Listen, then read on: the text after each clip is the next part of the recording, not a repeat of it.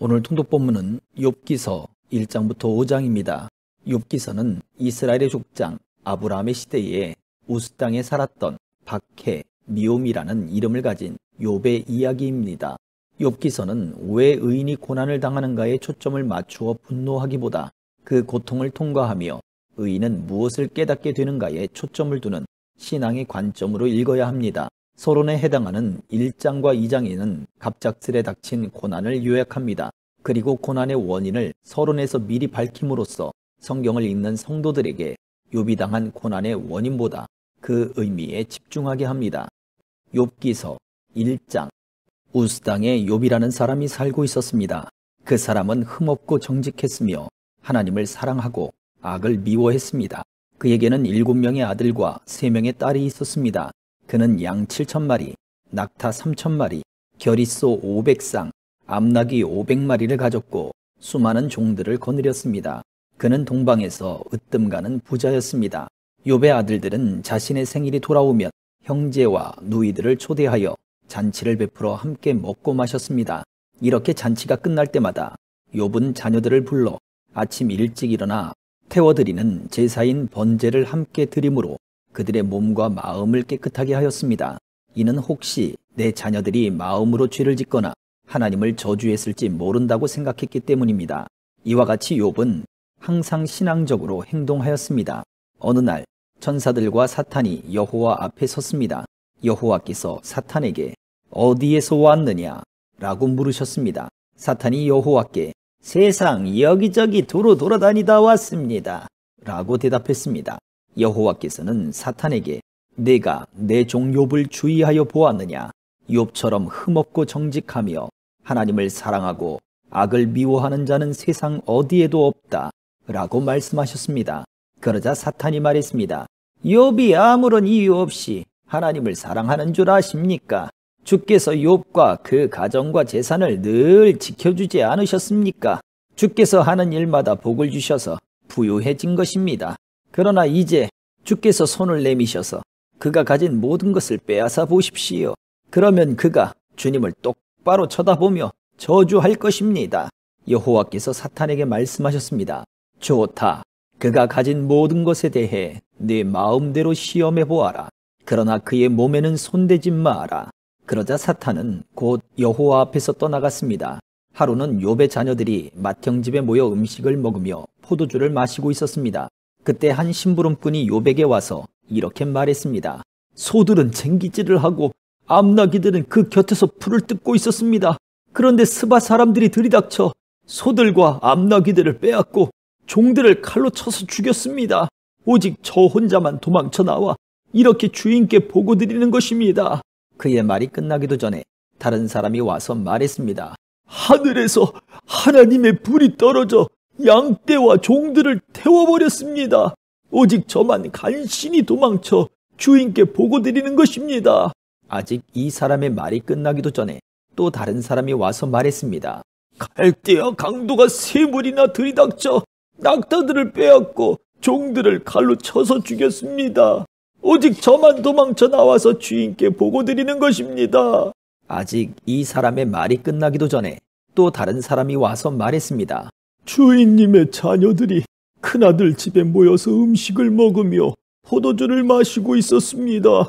그런데 갑자기 사막에서 강풍이 불어와 집에 4모퉁이를 덮쳐 자녀분들이 깔려 죽고 오직 저만 홀로 피해 나와서 보고드리는 것입니다.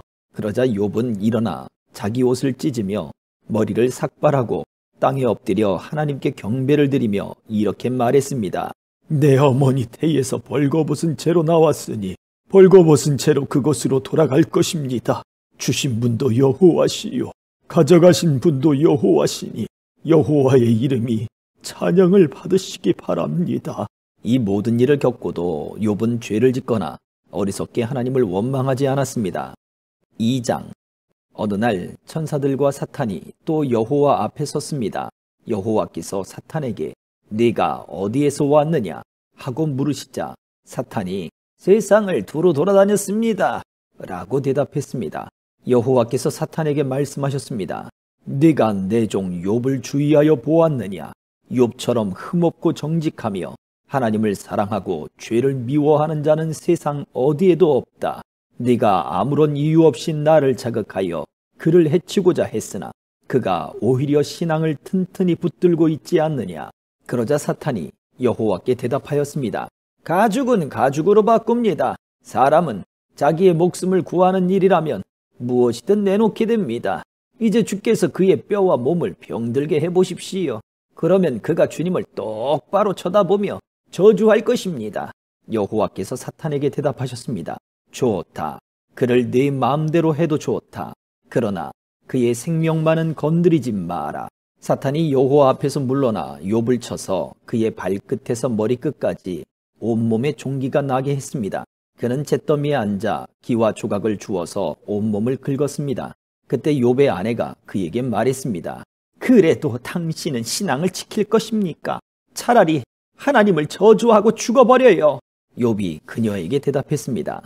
당신은 어리석은 여자들처럼 말하는군요. 우리가 하나님께 복을 받았는데 재앙인들 못 받겠소. 이 모든 일에도 욥은 입술로 범죄하지 않았습니다. 욥의 세 친구인 대만 사람 엘리바스, 수아 사람 빌닷, 나아마 사람 소발은 욥이 당한 모든 재앙들을 듣고 집을 떠나 함께 모여 욥을 위로하기로 했습니다. 그들은 멀리서 욥을 바라보았지만 알아볼 수가 없었습니다. 욥의 친구들은 크게 울부짖으며 각자 자기의 겉옷을 찢고 티끌을 머리 위에 뿌렸습니다. 그들은 7일 밤낮을 욥과 함께 땅에 앉아 있었지만 그의 고통이 너무나 커 보여 그에게 한마디도 하지 못했습니다. 3장. 그 후 욥은 입을 열어 자기의 생일을 저주하며 이렇게 말했습니다. 내가 태어났던 그날이 없었더라면, 아들을 가졌다고 말하던 그 밤이 없었더라면, 그날이 어둠에 가려 하나님께서 그날을 찾지 않으시고 빛도 그날의 광채를 바라지 않았더라면, 어둠과 그늘이 그날을 삼켜버리고 구름이 그날을 덮어버리고 흑암이 그날을 덮쳤더라면, 그날 밤이 칠흑같이 캄캄하며 1년 중 그날이 없었더라면, 어느 달에도 그날이 없었더라면, 그 밤에 아무도 아이를 가질 수 없었더라면, 그 밤에 기쁜 외침이 없었더라면, 바다 괴물을 깨우기에 익숙한 사람들이 그날을 저주했더라면, 그 밤에 새벽 별들이 빛나지 않았더라면, 바라던 빛도 없고 새벽 햇살도 보이지 않았더라면, 나를 낳던 어머니의 자궁문이 열리지 않았더라면, 내 눈이 슬픔을 보지 않았을 것을, 내가 어머니의 배에서 죽어나왔더라면, 나오자마자 죽었더라면 어찌하여 어머니의 두 무릎이 나를 받았던가? 어찌하여 어머니의 가슴이 나에게 젖을 먹였던가? 그렇지 않았다면 나는 편히 누워 있을 텐데, 그렇지 않았다면 나는 잠자며 쉬고 있을 텐데, 폐허 위에 성을 건축한 왕과 장관과 함께 금과 은으로 집을 채웠던 귀족들과 함께 누워 쉴 텐데, 어찌하여 나는 죽은 채 태어나 빛을 보지 못한 아기처럼 묻히지 못했던가? 그곳에서는 악인이 날뛰지 못하고 피곤한 자들이 휴식을 얻나니 죄인들도 마음을 푹 놓고 더 이상 혹사시키는 주인들의 고함 소리도 들리지 않는구나. 그곳에서는 보통 사람이나 위대한 사람이나 다 똑같으며 종이 자기 주인으로부터 자유로운데, 어찌하여 비참한 사람에게 빛이 주어졌는가? 어찌하여 마음이 괴로운 자들에게 생명이 주어졌는가? 저들은 숨겨진 보물을 찾는 것보다 죽기를 더욱 바라나 헛될 뿐이니, 저들이 무덤에 이를 때 얼마나 기쁠까? 그 얼마나 즐거워할까? 아무 미래가 없이 비탄에 빠져 일생을 살아갈 자에게 왜 생명을 주셨는가? 한숨 때문에 먹지 못하며 탄식이 물처럼 쏟아져 나오는구나. 내가 가장 두려워하던 것이 임하였고 무서워하던 모든 것이 닥쳤구나. 나에게는 평안도 쉼도 안식도 없이 고통만이 찾아오는구나. 4장. 그러자 대만 사람 엘리바스가 이렇게 대답했습니다. 누군가 자네에게 충고 한마디 하려고 한다면 자네는 귀찮아하겠지. 그렇지만 이제 더 이상 참을 수가 없네. 자네는 전에 많은 사람에게 신앙을 가르치고 약한 자들을 도와주었네. 또한 믿음이 약해져 넘어지는 자들을 격려하고 연약한 무릎을 굳세게 했었지. 그런데 이제 자네에게 이런 일이 닥치니 감당하지 못하고 자신이 이런 일을 당하니 좌절하는군. 하나님을 경외해야 하는 것이 자네에게 힘을 주지 않았는가? 자네의 소망은 흠없는 삶이 아니었나? 생각해보게. 죄 없이 망한 자가 있던가? 정직한 사람이 갑자기 죽던가? 내가 본 바로는 악의 밭을 갈고 죄를 심는 자들은 뿌린 대로 거두며 하나님의 숨결에 망하고 하나님의 진노의 끝장이 난다네.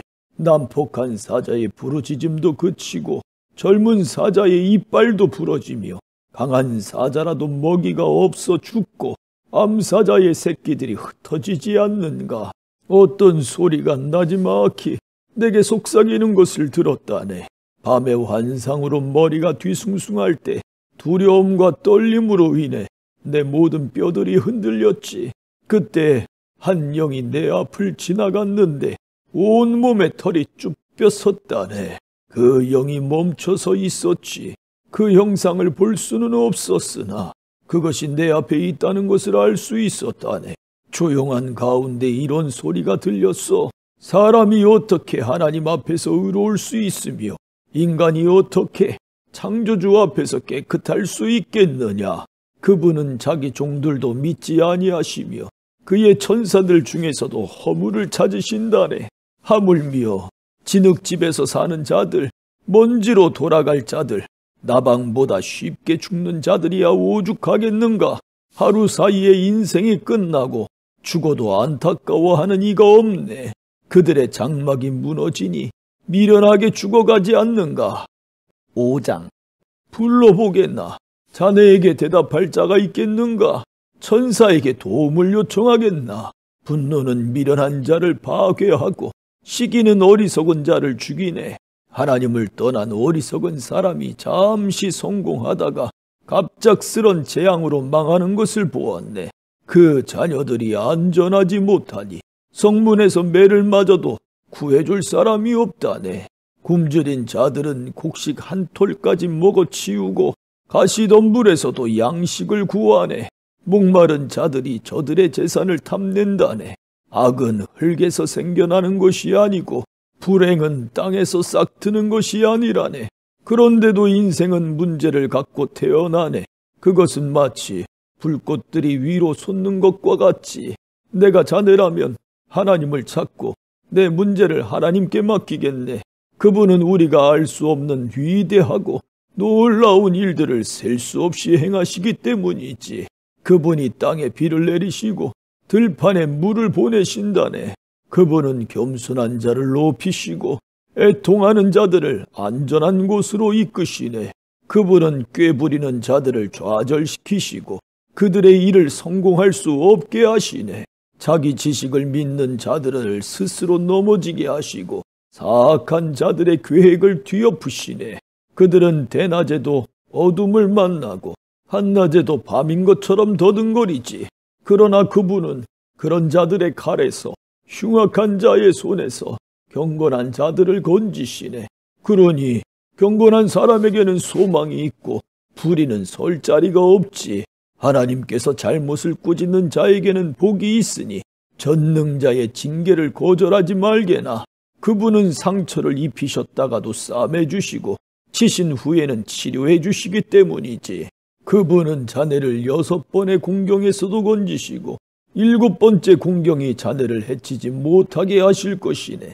그분이 자네를 굶주림의 죽음에서 건지시고 전쟁의 칼에서도 구하시네. 비방을 받아도 안전할 것이며 파멸이 올지라도 두렵지 않을 것이네. 파멸과 굶주림이 올 때에 안심할 수 있고 땅의 들짐승들을 두려워하지 않을 것이네.